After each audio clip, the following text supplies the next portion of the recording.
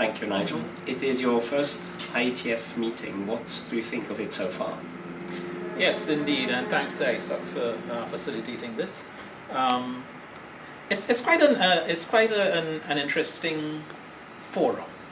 My experience before with the technical standards development groups has been with the ITU, where everything is kind of very formal and structured, and this, I think, allows a lot more informality and individual input. That's in fact encouraged, and that's what I see as the difference between the internet ecosystem, say, and the formal telecommunications ecosystem. What in particular has been of interest to you? Well, a lot actually. I see myself as a kind of a generalist as far as engineering is concerned. So I don't have specialized interest in any one area or another. Even my engineering experience in telecommunications has spanned the full range, mobile, fixed, internet, and everything. So that's a challenge I have. Everything is interesting to me. So to try to specify one or the other is difficult, or focus on one or the other is difficult. What I've done, what I've seen here, and some of the ones that have been of note, has been the particular working group on IPv4. Sunset IPv4 is what it's called. This is looking at a working group that looks at what are some of the technical challenges involved with actually turning off the old IPv4 as we have begun the transition to IPv6.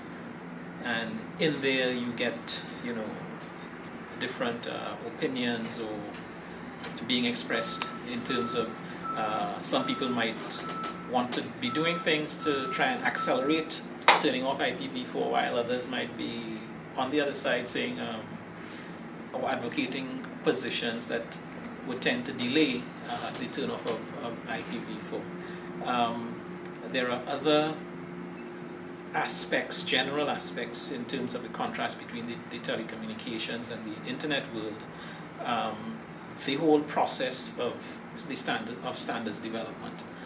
I mentioned about the informality versus the formality, and but apart from that, there are sometimes some kind of almost religious differences in terms of how the whole process is approached between the ITU world and the IETF world. And I find all these quite interesting indeed. In the Caribbean, we've developed a policy document we call the Caribbean Internet Governance Policy Framework, and it is a document that was meant to help guide countries of the Caribbean in developing policies in this internet area. And I am in the team that's involved in updating this policy at this present time, and I think my exposure at the IETF here would help us in doing a better job of updating that policy document and improving the quality of advice given to our Caribbean governments. Excellent. Thank you very much, Nigel. Thank you very much.